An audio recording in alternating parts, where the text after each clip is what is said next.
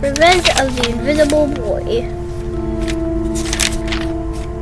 by R.L. Stein.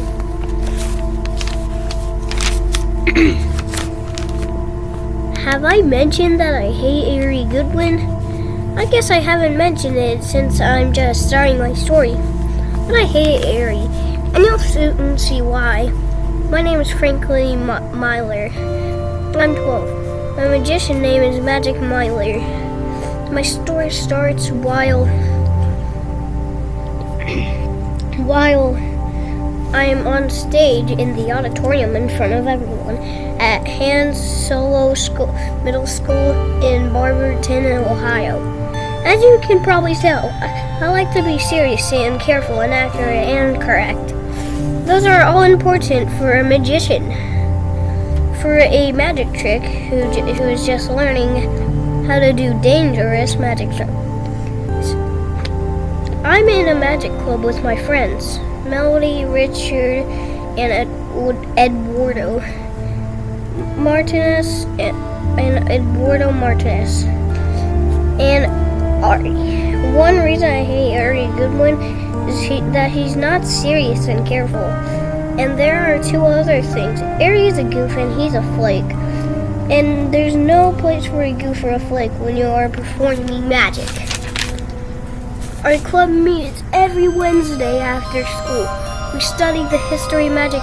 We read about all the great magicians in the past. And we learn how to perform new tricks. We don't really want Ari in our club. He makes fun of us. He messes up our tricks. He has no interest in the history of magic. He has a bad attitude, and that's the best thing I can say about them.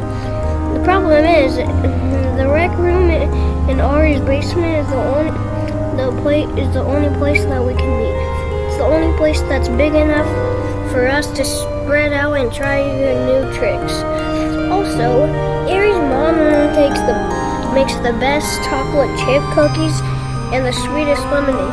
She brings them downstairs for us every week, and then she goes back upstairs and leaves us alone. So what choice do we have? We have to keep Ari in our club. Even though I wish he'd go upstairs with his mother and leave us alone too. Anyway, as my story starts, I'm on stage in the auditorium. Mrs. Hazy, our principal, has introduced me as Magic Millie. And I am about to perform the most difficult illusion I know. I'm about to levitate myself off the floor. I'm going to appear flow and hang suspended 6 feet in the air. Of course it's an illusion. I can't really float on the floor. I admit I have tried it several times when no one was watching, but I quickly learned the hard truth. I didn't have any special powers. Everything I had to do had to be a trick, an illusion. Some nights I dream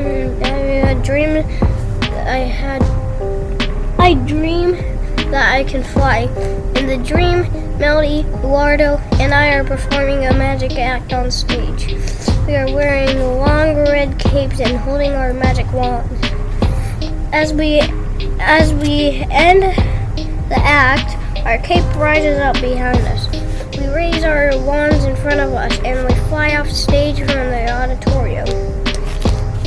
The dream is so real. I think I can feel the cold wind on my face. The three of us fly like superheroes across the starry-night sky.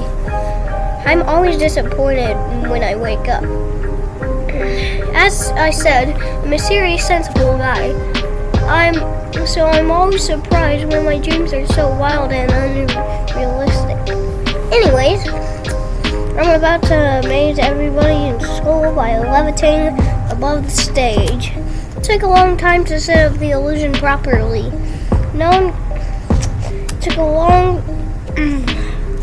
I have a harness strapped to my back that no one can see.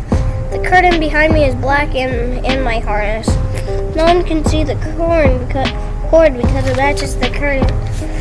There's a catwalk above the stage. It looks like a metal scaffold with a wide walkway. The catwalk is hidden by the curtain. No one in the audience can see that Airy is high above me. He's kneeling on top of the catwalk. The black cord stretches from my harness up to the catwalk. Right there, it is coiled around a big metal wheel. You know, the kind of wheel you wrap a garden hose around.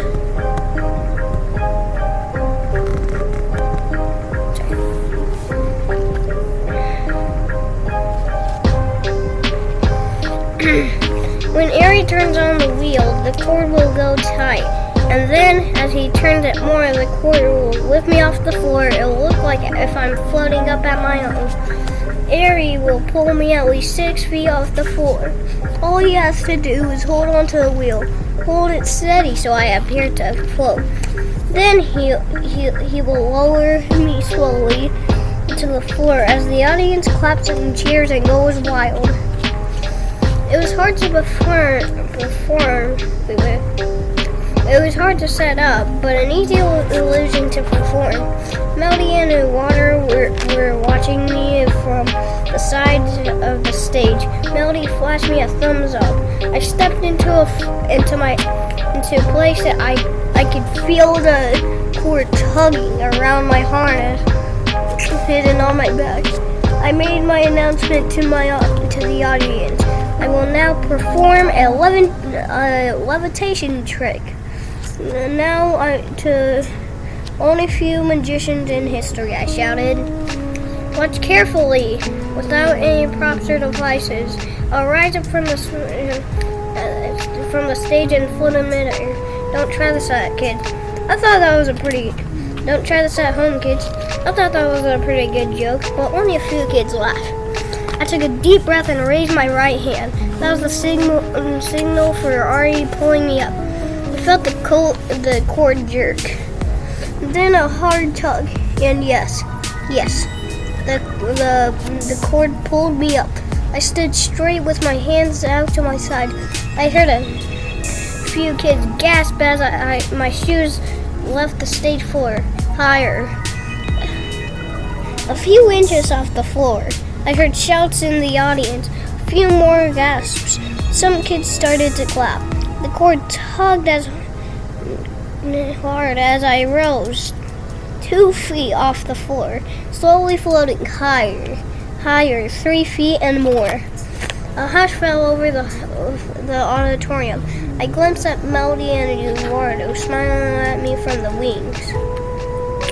I raised my hand again. Airy followed my signal. He held tight, allowing me to float in place for a moment. It was at least 4 or 5 feet off the floor. 1 or 2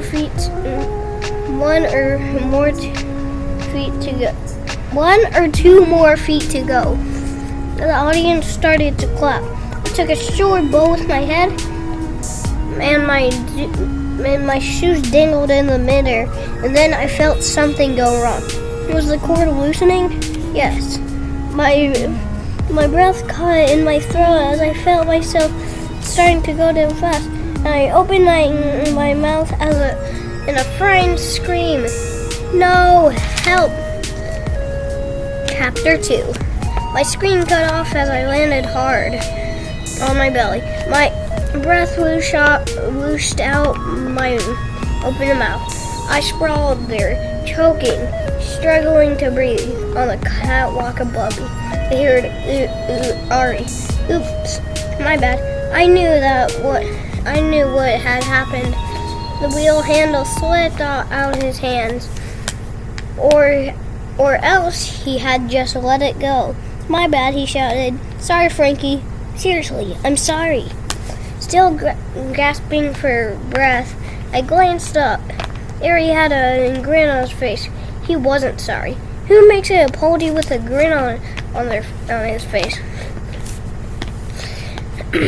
Melanie and Eduardo hurried across the stage. They took my arms and held me to my feet. Then they guided me on to the wings. The audience was silent. There were a few boos. You ruined the trick. He made me look like a loser, I muttered, shaking my head. There he strikes again, Melody said. He embarrassed me in front of the whole school. I finally started to breathe normally. Sometimes he's so cheerful and kind, it gets on my nerve. After he dropped you, I said, grinning. I saw him grinning. Melody said, like it was a big joke. That's because he was embarrassed, Eduardo insisted. He knew he messed up. What did you expect, Melody? Burst into tears? To do, Melody, yes. He didn't have to grin, she replied. He grins every time he messes up. How about last week when we performed for our first kid's birthday party? He forgot to load the flowers in our magic wands, waving them. He just forgot, Eduardo said. But then Ari wrapped his cape around that little boy's head and scared him to death. And the birthday boy's mother asked us to leave. She overreacted, Eduardo said. How can you stick up for him? Melody demanded, giving Eduardo a hard shove. He messes up everything. Eduardo shrugged. He didn't answer. I rubbed my chest. My ribs were sore from the fall. Did I ever mention that I hate him? I said. I wish there was some way to pay him back. Melody nodded. Yes, I wish. Chapter 3. Melody set a tall glass pitcher filled with water down on the coffee table.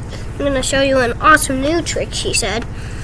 My Uncle Clyde taught it to me. I thought your Uncle Clyde is a barber, I said. She nodded. But he is. But he does magic tricks on the side. You know, it's his hobby. Ari laughed. Like he cuts off your ear and then magically puts it back. Eduardo grinned. I'd like to see that trick. The four of us were in Ari's basement for our weekly magic club meeting. Mrs. Goodwin had already served the cookies and lemonade. Now we were sitting around the low coffee table in the middle of the rec room. Settling down to business. Buster, Ari's big dog, was nosing around under the food table, searching for cookie crumbs that might have dropped on the floor. I'm not a dog person. To be totally honest, I'm a little afraid of them.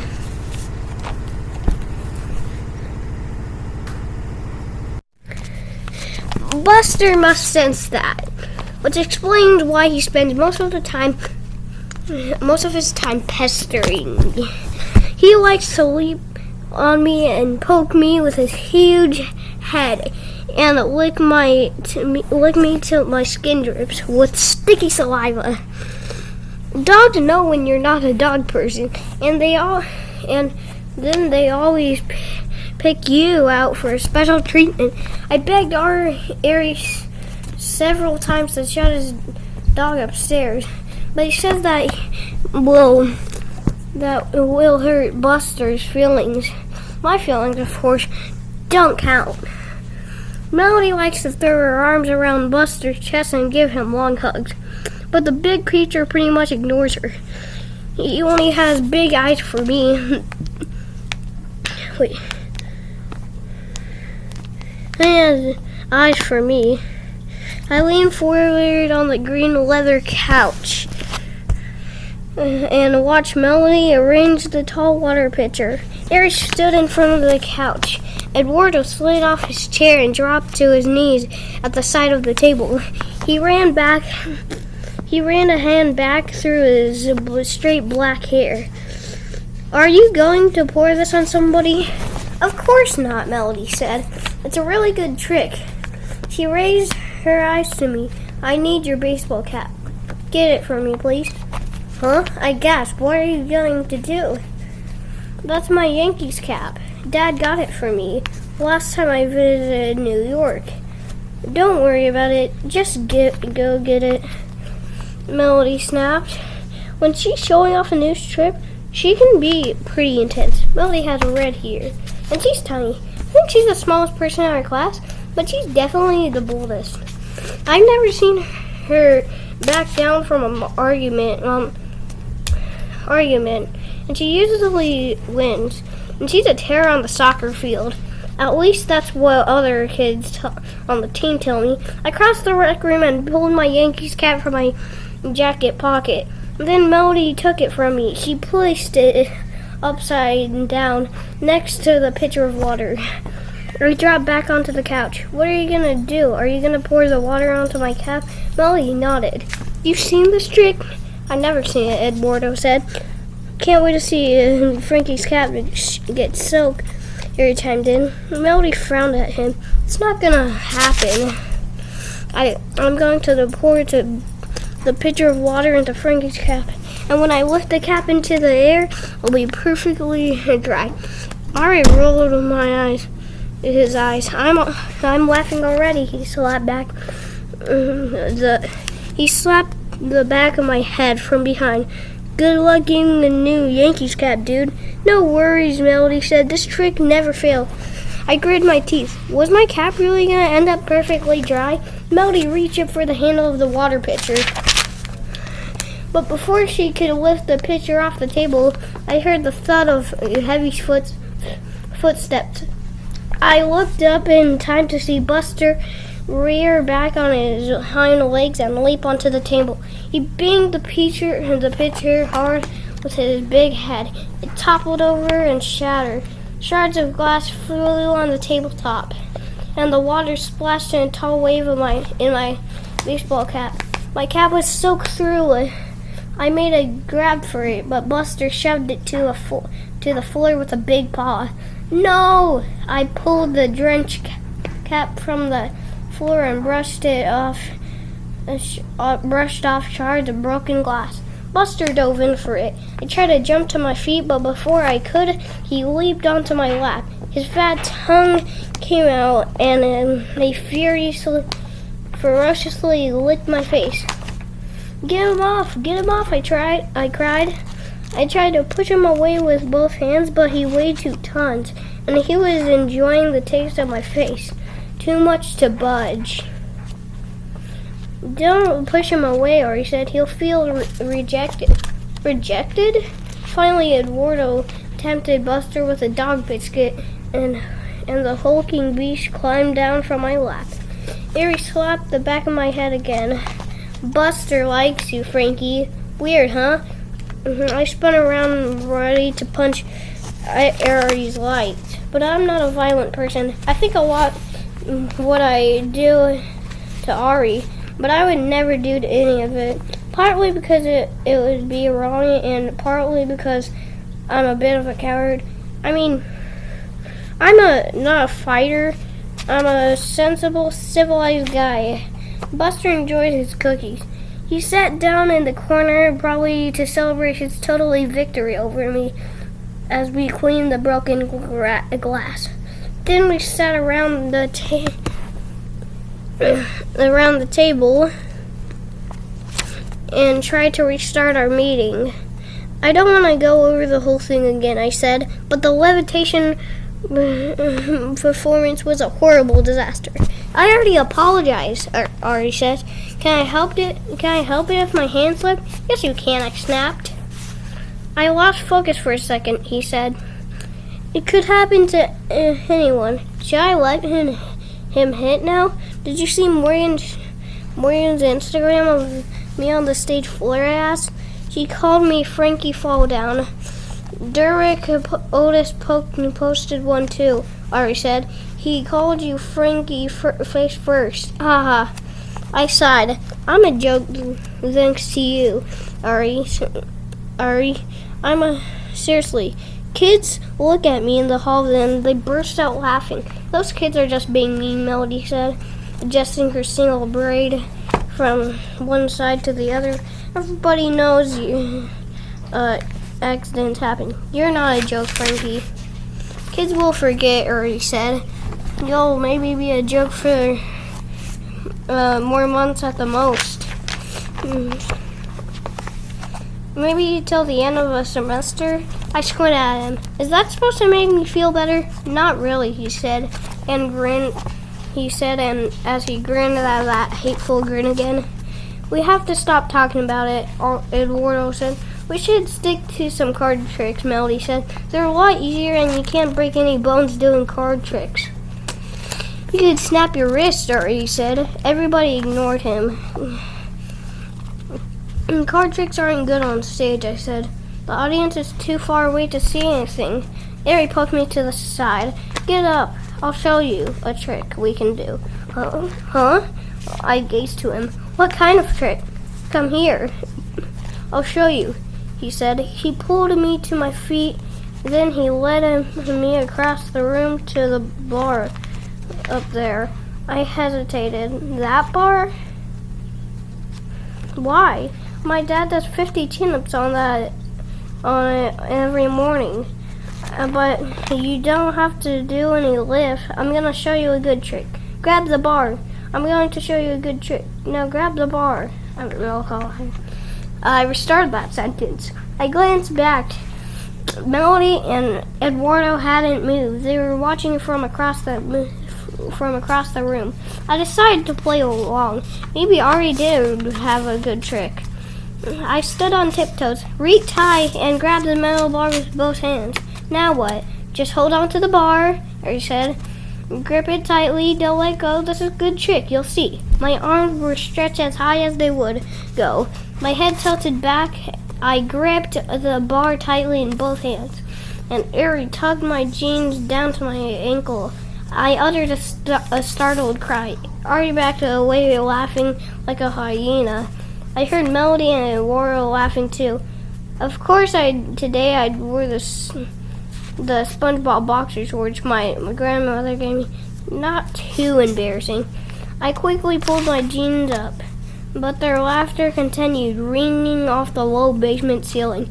I knew my face was bright red, but I didn't care. I only had one thing in mind. How would I pay Ari back? Strangely enough, the answer came to me 1 week later.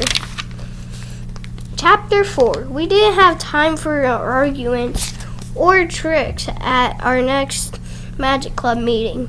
We were too excited. We only wanted to talk about Mystical Marvin. Yes, Mystical Marvin. Maybe the most famous, most legendary magician in the world. Their time was coming to our town. He was performing at the town center. My dad is on the Barberton Town Council, and he got us 4 tickets for the second row of the theater. It was the most awesome thing my dad ever did, and he knew it. When he showed up, the grin would never leave his face. When he showed us the tickets, I think it stayed there for days. Melody, Eduardo, and I couldn't believe we could be so lucky. Of course, Ari acted if he didn't know what the fuss was about. I felt I was so happy. I let Buster lick my face when we met in Ari's basement.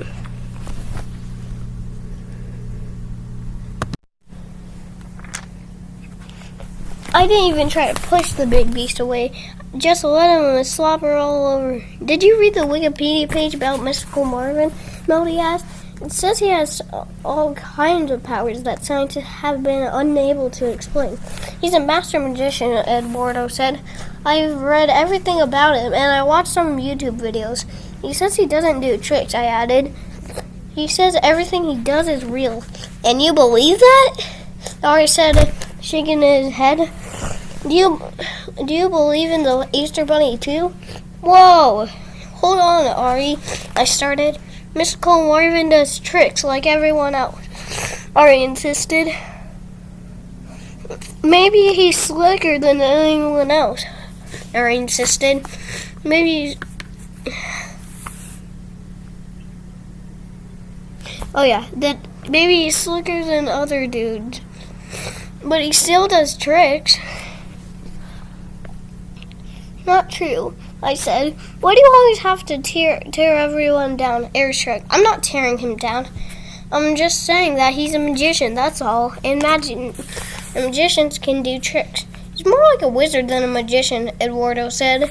I think a lot of his illusions go back in 100 years when there was real sorcerers in Europe. Harry rolled his eyes. For sure. Can we stop arguing, I said. All I know is that his show is going to be seriously unbelievable. And we'll be sitting so close, we'll practically be in his act. And sure enough, that night, we were. My dad dropped the four of us at the show. We made our way down the crowded aisle and found our seats in the big auditorium. Second row right in the center. I could barely sit still. No joke.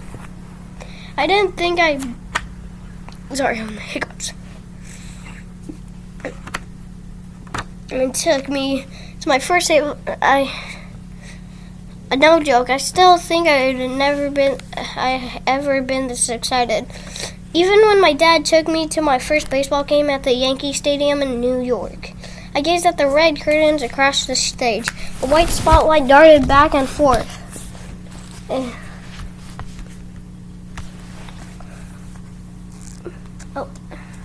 Melody poked my shoulder. Didn't you hear me? I've been calling your name. Sorry, I said. I was thinking about Mystical Marvin. Do you think he'll do the water tank trick? She asked. No, the one where he stays underwater for nearly half an hour without breathing. I want to see that close up. Maybe we can figure out how he does it. Maybe, I said, but I don't think so. I think he taught himself how to hold his breath for half an hour. Yeah, maybe his lung enlarged, Ari said. Then he laughed. The lights dimmed. I gripped the arms of my seat. My heart was pounding. The audience grew silent. A man's voice on the loudspeaker told us to silence our cell phones. And then an explosion of flashing lights brighter than the sun. Mystical Marvin came trotting onto the stage. Chapter 5. The applause roared down the theater like an ocean wave, still blinking from the lingering flashes in my eyes. I felt as if I was being swept up, lifted from my seat, and carried to the stage. On the rise and fall of the wild applause. Just my excitement, I guess. I gripped back in the seat in front of me, and I leaned forward to get a good look at Mystical Marvin. Mystical Marvin swept back from the sandy red cape he was wearing. He raised both hands, and the crowd began to settle down. The spotlight made his blue eyes sparkle. He had ringlets on blonde curls down to his shoulders.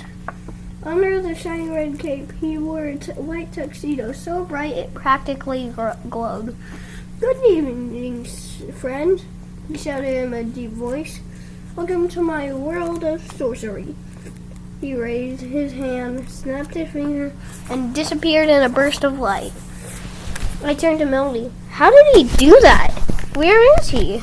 Melody shrugged. Maybe there's a trapdoor in the stage. Well, we would have seen it, I said. A round yellow spotlight suddenly swept over the balcony high above the stage. I turned and saw Mystical Marvin sitting up there in the first row. He stood and took a bow. True magic can take you to many places, he called down, even from a stage to the balcony. The balcony light went dark. 2 seconds later, Mystical Marvin came strutting back across the stage. The audience burst into a loud applause. Ari leaned over and shouted in my ear. I know how he does it, I said. It's easy, he said. It's easy. How? I said. How does he do it? He's twins. Ari slapped my shoulder. He has a twin brother. I frowned at it. I don't think so. I turned back to the stage. to the stage. The curtain slid open. Behind it stood a wide cave painted on a backdrop. It looked deep and dark. A sign above it read, Sorcerer's Cave. Next to the cave stood a tall glass tank filled with water. He's doing the water tank trick, I exclaimed to Melody. Now we'll see how he breathes underwater. How he breathes when he's underwater, Eduardo said. Even though the cave was just a painting, somehow Mystical Marvin walked right into the painted opening. When he stepped back out, he announced his levitation trick. The trick of levitation has been shrouded in secrecy for decades. I was unable to unlock the secret, so I created my own way of floating in midair. He stepped to the front of the stage. I could have leaned over the front seat in front of me and touched him. That's how close I was. I used no ropes or hidden cords, he announced. I have nothing to attach to me. Nothing to pull me up from the floor. But watch my feet. And then they allow my entire body to float. Watch carefully. He backed up until he stood in front of the painted cave opening. He lowered his hands to his sides and stood very stiff and straight. Concentration is the key, he said. Everybody concentrate. Concentrate. The auditorium fell silent.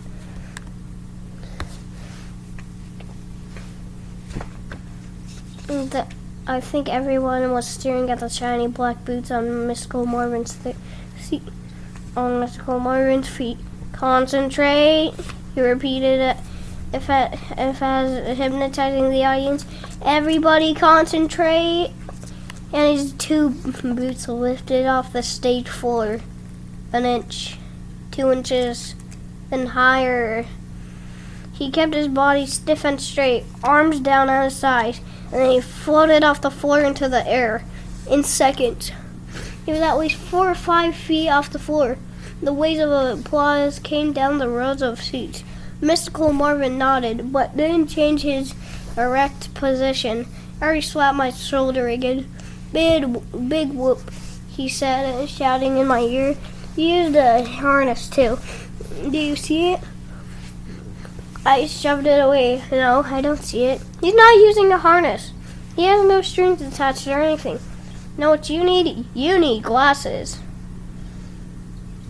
No. Mystical Marvin came floating back down to the stage floor, greeted by another explosion of applause. He did the water tank trick next. He changed into a wetsuit and started to lower himself into the tank from the top. I will try to set the world record tonight for staying underwater and living, he announced. His head still above the water. When I'm totally underwater, watch my lips carefully. You'll see that no air bubbles escape. I will not breathe until I pull myself from the tank.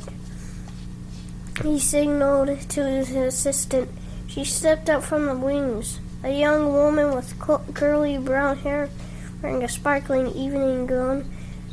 She carried a big square pane of glass in front of her, the tank lid. Mystical Marvin signaled again.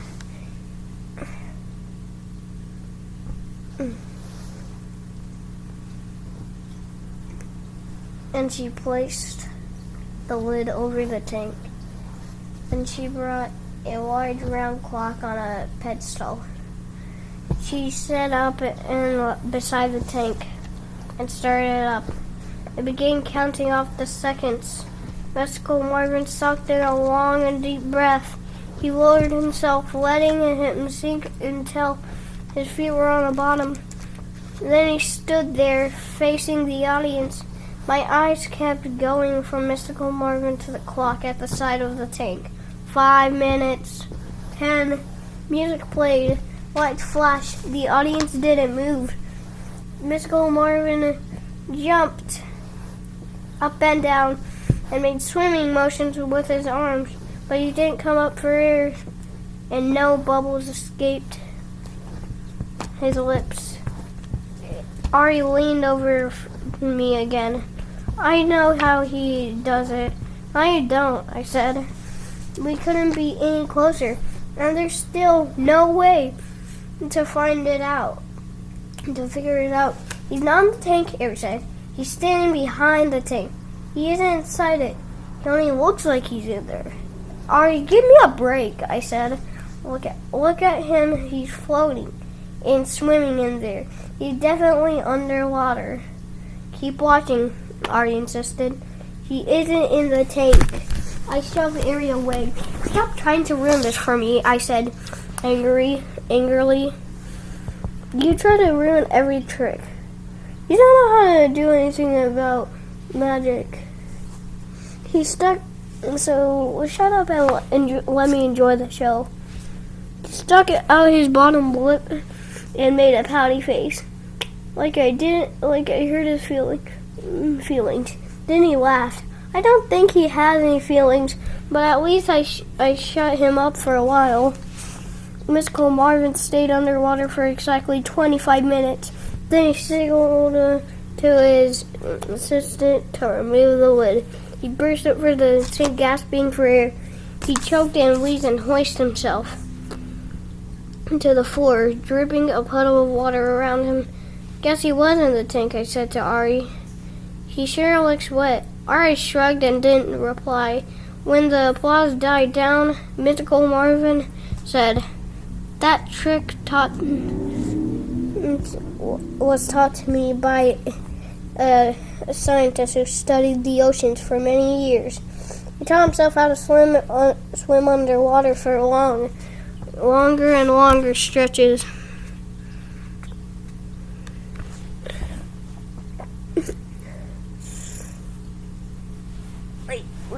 Longer and longer stretches. Eventually, he became like an aquatic animal, like a seal or walrus. He could stay in water for as long as he liked. The skull walrus wiped the water from his long, curly, blonde hair. And now I am the only man on Earth who can match that scientist. I, too, am an aquatic animal. See, it's not a trick, I whispered to Ari. He rolled his eyes. Mystical Marvin trotted off the stage as music came up from the colored spotlights, danced over the set again. He returned in seconds, wearing his white tuxedo and red satin cape. He stepped to the front of the stage. Here's something I always enjoy, he said, sweeping the cape back. I'm going to make one of you disappear tonight. The theater filled with murmurs and some laughter and a few cries of surprise. This is real, Mystical Marvin said. This isn't a trick. It is an illusion. I'm going to choose one of you to really disappear, maybe forever. More murmurs and whispers. He stepped to the very edge of the stage. Lights from the stage floor made his face glow red and his blonde hair shimmer. Let's see, he said, rubbing his chin and staring down at his fists of a few rows of seats. First, not fists. Who will disappear tonight? Who shall I choose? And then his hand shot out, and he pointed his finger right at me. How about you, young man? I thought my heart was going to leap right through my throat. He isn't pointing at me. Where is he? Is he really pointing at me? You, young fella, get up here, Mystical Marvin insisted. My legs were wobbly like rubber bands. But somehow I climbed to my feet. My friends were laughing. I guess they saw how terrified I was, and I'm going on stage with Mystical Marvin. I stumbled over Melody and Eduardo and squeezed down the long row of seats into the aisle. Mystical Marvin pointed to the wooden stairs of the stage. Somehow I made my way up them, and there I was, trembling next to him. Stage lights completely blinding me. My heart raced so hard, I could barely breathe. Mystical Marvin pulled me close to him. He pointed down from the second row of seats I had just come from. "Say goodbye to your friends," he said. "You're going on a long journey." Chapter 6. His red cape flashed in front of my eyes. His blue eyes appeared brighter, even brighter, this close to them, as if they were electric. He narrowed them at me as he kept his hand on my shoulder. "What is your name?" I heard his voice and I heard the echo of his voice as it traveled through the theater. I was so nervous. I had to think. "My name?" "Frankie Myler," I finally managed to say. And then I blurted out, "I'm a magician too." That made the audience laugh. Mystical Marvin's eyes flashed. A smile across his face. "You're a magician too? What kind of magic do you do, Frankie?" And again I had to think. My brain turned to a marshmallow. "All kinds," I said, finally. He nodded. The blue eyes, the shining waterfall of blonde hair, his gritting face didn't seem real. He was like an illusion floating inside the red cape. "Frankie, do you ever do a disappearing trick?" No, I stammered. "Those tricks are hard." The audience laughed again. The laughter seemed miles away. "Yes, they are," Mystical Marvin again. "And when other magicians vanish in plain sight, it's just a trick, just an illusion. But when I vanish in plain sight, when I disappear in a flash, in front of an audience, is real, Frankie."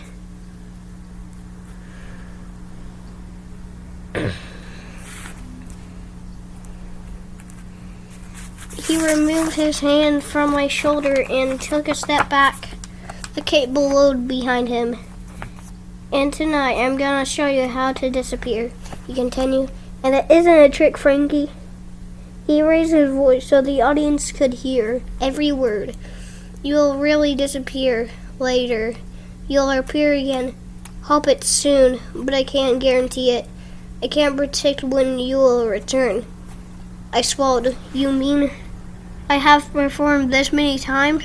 Mystical Marvin said. "On May victims, most times. The victims return in less than a week." "A week?" A hard shudder shook out my body. "But my parents," I choked out.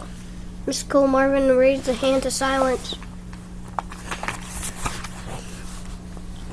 me. "You'll go to a world unknown by most humans on Earth," he said. "Another world, a hidden world, Frankie. You won't even want to return from there." But, I stammered. He placed a hand over my head. "Prepare yourself." He leaned toward me. "You have any last words?" "Excuse me," I cried. "You mean any last words before you disappear?" Another shudder shook my body. "Well, goodbye, I guess." The audience didn't laugh. The theater was silent. I guess everybody knew they were about to watch a serious moment. "When I tap your head twice, you'll disappear, Frankie," Mystical Marvin said. "Ready? 1. He tapped the top of my head. I shut my eyes. I gritted my teeth. I waited for the second tap, but it didn't come. When I opened my eyes, Mystical Marvin had stepped back. He was grinning at me. "Hey, Frankie, I was just messing with you," he said. "Did I give you a scare?" "Yes," I said. "You did." Well, you had a close call, but I'm not going to make you disappear after all. Still grinning, he shook my hand. Nice to meet another magician. Go back and take your seat. He motioned to the audience. Give Frankie some love, everyone. I hurried back to my seat on trembling legs as the audience clapped for me. Eduardo slapped me a high five as I sat down. Ari leaned forward and whispered. I knew he wouldn't do it. Skull Marvin stepped into the front of the stage. Frankie was a good sport, he said. He walked up to the bright spotlight. I'm not going to make Frankie disappear tonight, he said. I'm going to make myself disappear. Good night, everyone. Thank you all, and goodbye. He pulled a small bottle from under his cape in the bright spotlight. A yellow liquid sparkled inside the bottle. Mystical Marvin tilted the bottle to his lips. He drank from the bottle and vanished into thin air. I stared, blinking at the empty stage, the yellow circle of light against the red curtain. Empty, gone. Mystical Marvin has disappeared. Silence in the theater. No one knew whether to applaud or not. Was that it? Was the show over? Yes. The stage lights flickered off. The auditorium lights came up. People stood up, grabbed their jackets, and started up the aisles to exit. How did he disappear like that? With mirrors? I think something backstage pulled him through the curtain. He's amazing. It's like he's not human. Did he really hold his breath for half an hour? Everybody seemed to be talking at once. People shook and shrugged their head. No one has a clue how Mystical Marvin did any of the stunts he performed. My heart was racing from the close call on stage. Mystical Marvin had played a joke on me, but I didn't care. I knew I'd never forget being on the same stage he was. Ari and Eduardo walked up the aisle ahead of Melody and me. I knew that Ari's father was coming to pick him up. I grabbed Melody's arm and held her back. Don't go, I said. We're going backstage. Her mouth dropped open. We're what? We're going backstage, I said. I have to know how he disappears like that. He won't tell us, Melody said. What makes you think he'll talk to us? We'll only get in trouble. Come on, we've got to try, I said. What could happen? Chapter 7. I spotted a narrow hallway at the side of the stage. It led to the back of the theater. I pulled Melody toward it. A dark-suited usher stood blocking the way.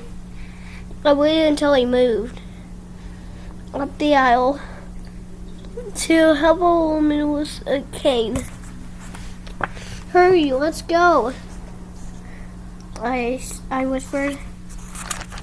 Melody and I darted into the narrow passageway behind us. The theater was emptying quickly. The house lights on the ceiling dimmed. A few voices lingered, but it was getting quiet. We made our way quickly along the hall, past the stage. At the end, the hall opened to a wide backstage area. I stopped and gazed around.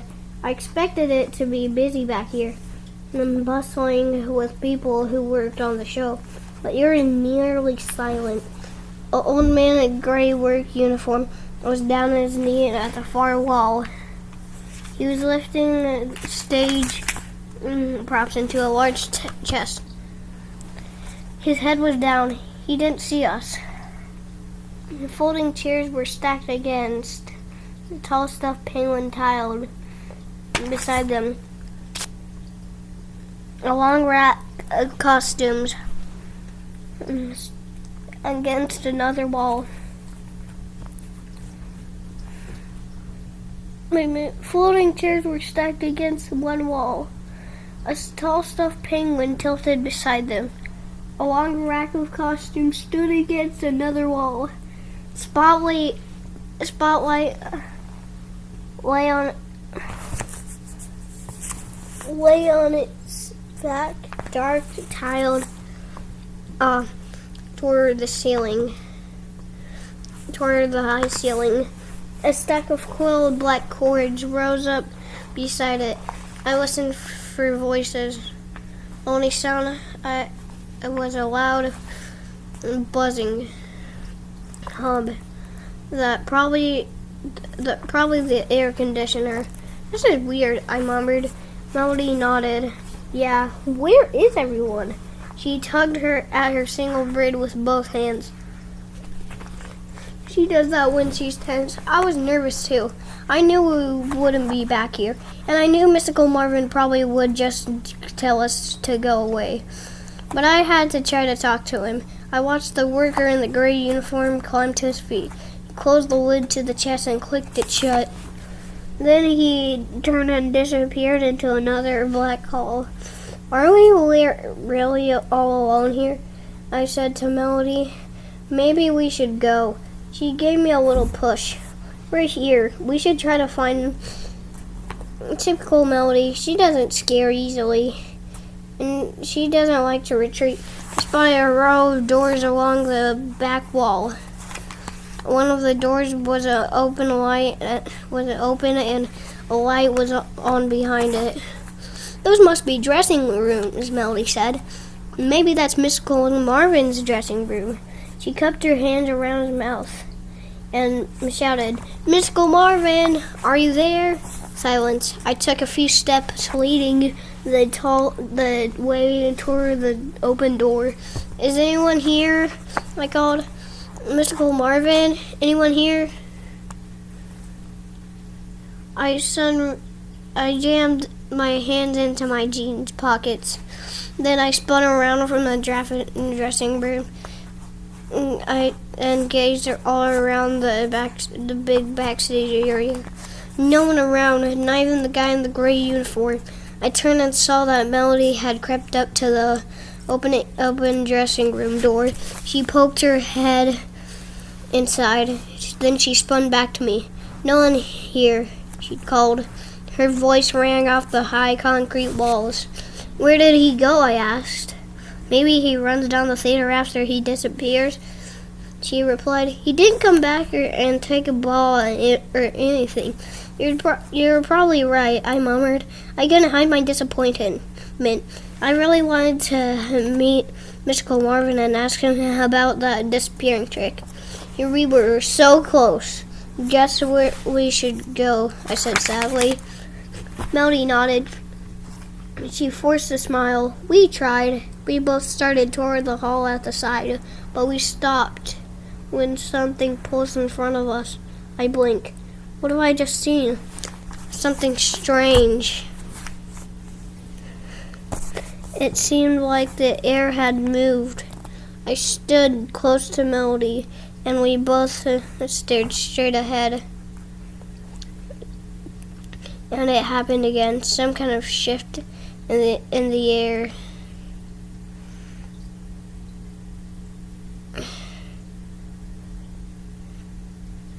Wait, yeah. As if the whole room had moved in just a tiny bit. Just a shimmer. So quick.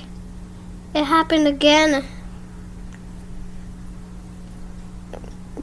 A fast, silent pop of air. Then I jumped back as I saw a puff of smoke would form in front of us. Whoa, check it out, I cried.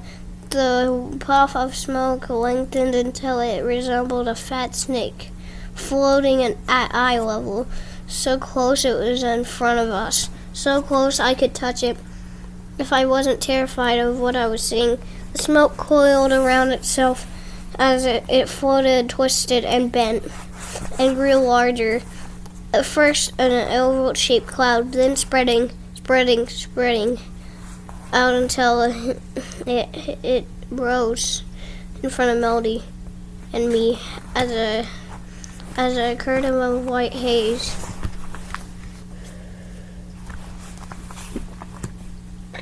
Melody and I both squinted into the bright white curtain, and then it parted. The curtain opened from both sides. A scream escaped my mouth. I don't believe it! Chapter 8. Mystical Marvin stepped forward, his red cape billowing behind him. His blue eyes moved from Melody to me. You can believe it, he said. It wasn't a trick. I can really go invisible. I stood there blinking in amazement, my mouth hanging open. Melody tugged at both sides of her hair. You. She was speechless, as I was. How long have you been here, Mystical Marvin? Asked. Why are you here? Everyone has gone. He pulled his cape off. He pulled off his cape, folded it in his hand, and set it down on the top of the prop's chest. Then he shook his head hard, like a dog after a bath. The walls of the closet had disappeared, but the air backstage felt cold and damp. Melody and we wanted to meet you, I finally joked out. He squinted at me. You're on stage with me? Your name is Frankie. I nodded. Frankie Miller. I stuck my hand out and shook it. I felt a wretched card go up my arm. I'm shaking hands with him, Mystical Marvin. This is my friend Melody Richmond, I said. He shook hands with Melody too. Then he turned and strode toward the open dressing room. Melody and I hesitated for a moment. Then we followed him. The room was small, a long mirror with lights all around it, hung above a large counter. Above a long counter. The counter had jars and bottles jammed all over it. Probably stage makeup, I figured. A folding chair faced the mirror. Mystical Marvin pulled off his white tuxedo and bow tie and tossed it into the dressing table. He unfastened the top button of his white t-shirt. Disappearing always makes me hungry, he said.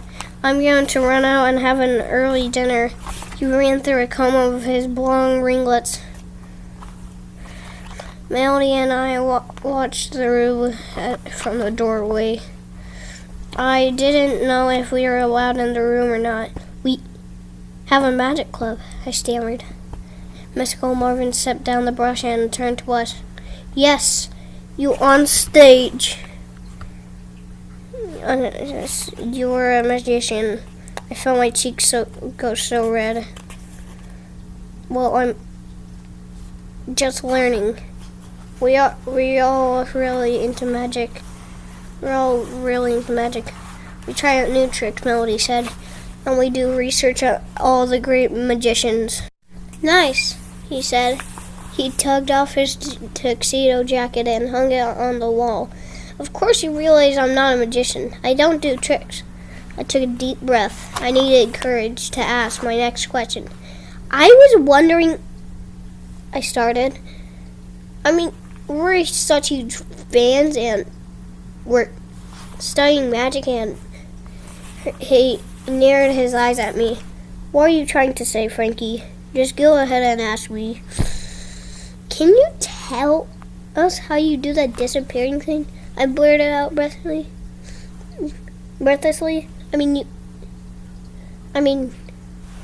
You could just give us a hint. We won't tell anyone, Melody added. We swear. He laughed. You know what? You both are so serious, I'm going to show you.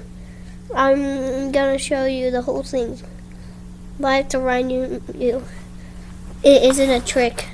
No one else can do it because I'm the only one who knows the formula. Formula? Melody and I exchanged glances. I don't think either of us believed wasn't mystical. I don't think either of us believed we were really standing in Mystical Marvin's dressing room, and he was going to show how he did one of his most incredible illusions. He reached into the pockets of his tuxedo pants and pulled out a small bottle. He raised it so we could both see it clearly. It was full nearly to the top with a yellow liquid. "That's the bottle you showed everyone on stage," I said. He nodded. "Yes, this bottle contained the formula for disappearing. I was taught how to mix the formula in the last sorceress in Europe." "Sorceress?" I stammered. "He was dying," Miss Marvin said, holding the bottle in front of us. "And he didn't want the secret to die with him. I did many favors for him. I was his best student, and so he revealed the secret to me. He showed me how to mix the golden disappearing liquid." Melody and I stared at the bottle as if hypnotized. Melody broke the silence. "What is it made of?" "I can't reveal the details," Miss Marvin said. All I can tell you is it's made of animal saliva." "Amazing, huh?" "It's a truly amazing formula. One sip is all it takes. One sip and I go completely invisible." My mind was whirring up with questions. Is he making this up? Is he playing a joke on us? Can he be possibly telling the truth? "Now you must excuse me," Miss Marvin said. I need to get changed and meet with a friend at a restaurant." He shook hands with us again. It was a pleasure. A shouted voice interrupted him. It must have been the man we saw stuffing props into the trunk. "Marvin? Are you there?" "Phone call, come pick it up." Miss Marvin brushed past us. "Excuse me, I have to take this," he said. He hurried out to the dressing room door. I listened to his running footsteps as he made his way toward the front of the theater. "That was awesome," Melody exclaimed. It was like being in a dream or something. He actually explained how he does the disappearing thing. She tapped my shoulder. "Frankie, are you in shock?" I didn't answer her. I was looking for something. I bent down and picked up an empty plastic water bottle from the floor. "Frankie, are we going?" Melody asked. Again, I didn't answer. I set the empty plastic bottle down on the counter. Then I carefully picked up Miss Marvin's little bottle of yellow liquid. Melody gasped. "What are you doing?" My hand trembled as I removed the cap from the little formula bottle. Then I raised it and poured some into the empty water bottle. I didn't take a lot, maybe 2 or 3 teaspoons. I closely closed to both bottles. Then I hid the water bottle under my jacket. I gave Melody a little push toward the door. "Come on, let's go." But, she sputtered. "What did you just do?" I glanced around to make sure no one was around, and I whispered, "I think I just found out a way to pay Ari back." Chapter 9. I hid the bottle with the disappearing potion in my room at the bottom of my underwear drawer. It stressed me out. I had to have it there. I checked to make sure it was okay several times a day. Normally, I look forward to our weekly Magic Club meetings. And no, every time I thought about our next meeting, my heart started to thump in my chest. I couldn't stop daydreaming about how awesome it would be when I put my revenge plan into action. Ari, poor Ari. You don't believe in magic. You have a big surprise in store for you. Of course, Mom and Dad wanted to hear all about Mystical Marvin's performance. They both clapped their hands and cheered when I told them he had called me up on stage. I didn't tell them that Melanie and I had met him after the show. I was afraid I might blurt out something about talking to the disappearing formula. what I plan to do with it.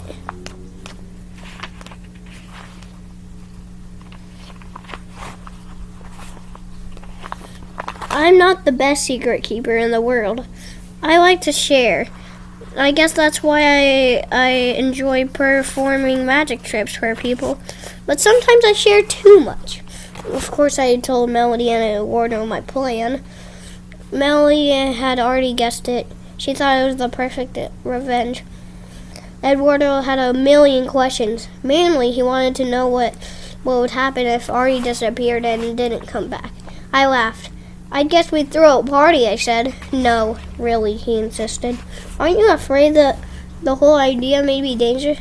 School Marvin appeared and then came back 10 minutes later, I reminded him.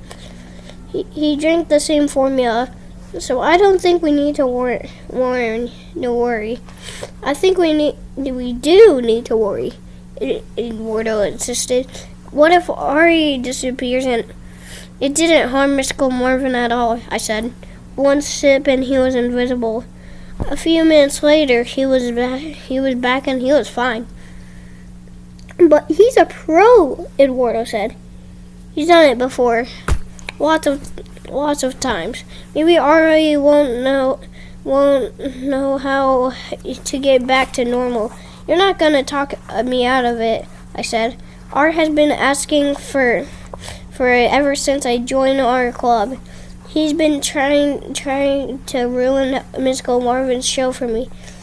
I was sorry. I told Eduardo my plan. He's too nice of a guy. He worries about everything, even Ari. If you want to stay home and skip the club meeting on Wednesday, I started. Oh, no way. No way, Eduardo replied. I think I missed it. No way. So, Wednesday after school, there we were, the four of us sat around the table in Ari's basement.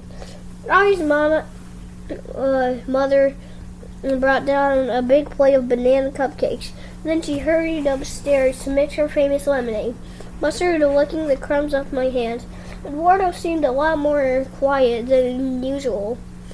Melody kept glancing tensely and fiddling with her brain, of course. Ari decided to pick a fight about Mystical Marvin. He's a fake, Ari said. He had a smear of icing on his chin, but no one told him about it. Other magicians have done this trick. He stole his whole act. I knew Ari was just trying to make me angry, but I couldn't hold him back. I had to get into it with him. Haven't you done any research? I demanded. Haven't you read about any other magicians who could levitate like that or stay underwater for half an hour? Well, Ari took a big bite of a cupcake. Can you name another magician who does his disappearing trick? I asked.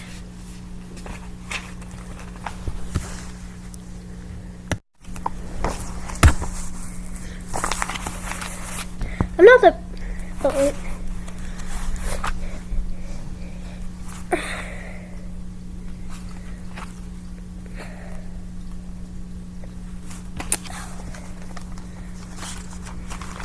He chewed noisily. I could just see his tricks were fake, he said. You don't need to do research to see that. He had something behind him pulling him off the floor. He didn't levitate. How come I couldn't see it? I demanded. Ari grinned. I told you, maybe you need glasses, Frankie. Stop arguing and try to have a meeting, Eduardo chimed in. Before anyone else could say anything, Ari's mom came down the basement stairs carrying a tray in front of her. She had a pitcher of lemonade on the tray and 4 tall glasses already filled. Are you magicians having a nice discussion? She asked. Yeah, good, Ari answered. But they're weird. They think their magic is real. I just think it's a bunch of tricks. Maybe it's both, Miss is good, one said. She placed a glass of lemonade in front of each of us. Then she tucked the tray under her arm and started up the stairs. Awesome cupcake, Mrs. Goodwin, Eduardo called after her.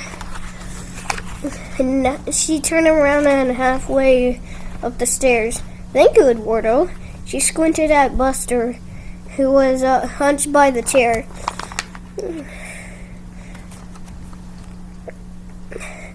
Yeah, eyeing the rest of my cupcake. Are you do me a favor, she said. Give Buster a quick walk, okay? He hasn't been walked since noon.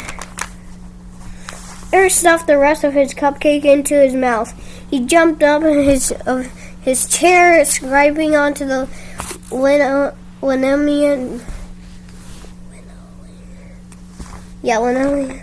floor. Okay. He scooted around the table and grabbed Buster. Give the big dog a shove toward the basement stairs. Be right back, Ari said. Buster trotted up the stairs. Ari followed close behind. The three of us waited to give them time to leave. Then we huddled together over the table. Are you really going to do it, Frankie? Eduardo whispered. Are you really going to put that stuff in a drink? Yes. Just a few drops of this and he'll disappear. Then he'll see that magic is real. I jumped up and crossed the room. I've tossed my jacket over the arm of my couch. I picked it up and dug the plastic bottle from the pocket. I carried the bottle into the table. I raised it in front of me. The three of us gazed at the bright yellow liquid at the bottle. Here goes, I murmured. I took a deep breath, then I unscrewed the cap. I held the bottle over Ari's glass and poured the secret formula into his lemonade. Slappy here, everyone. Ha ha, Frankie's playing a good joke on Ari. Only one problem is that he won't be able to see the sick look on Ari's face. And when he realizes what Frankie has done to him, I'm a good magician too. I'm so good, I have to have you in my control. Now what can I do? Watch what I can do. When I say abracadabra, I can make you turn the page. Watch. Abracadabra! Chapter 10. Melody had her eyes on Ari's lemonade glass. She grinned and rubbed her hands together. This is so totally evil. Eduardo stared at the empty bottle in my hand and didn't say anything. I heard Ari's footsteps upstairs. He ate it. He called out something to his mother. I jumped up and darted across the room. I jammed the plastic bottle into my coat pocket. I started to toss the jacket back onto the couch. I started to but my magic wand fell out of the other pocket. I hit the floor and rolled across the linoleum. I was picking it up when Ari came back down the stairs, followed by Buster. What are you doing with that wand? Ari demanded. Are you sure you're ready for a pointy stick? You might poke your eye out. He laughed at his own bad joke. Not funny. You're the one who isn't ready. We're getting a training wand.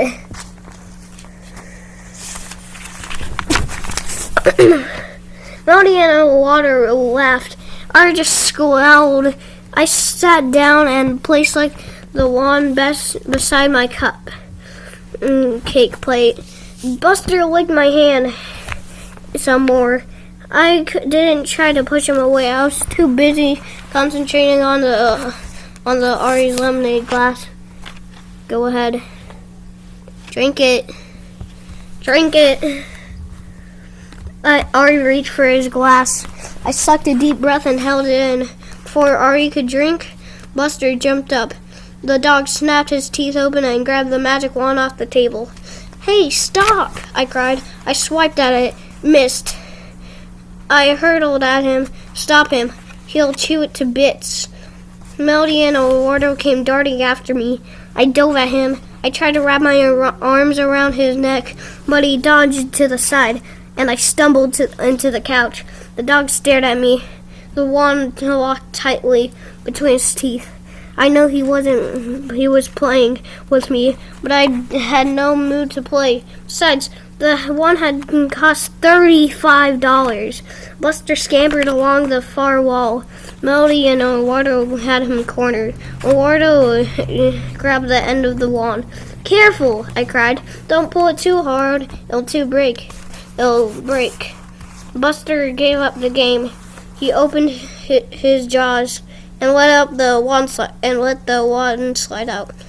Eduardo pulled it carefully away from him and handed it to me. "Yuck!" I cried. "It's covered all in dog slobber."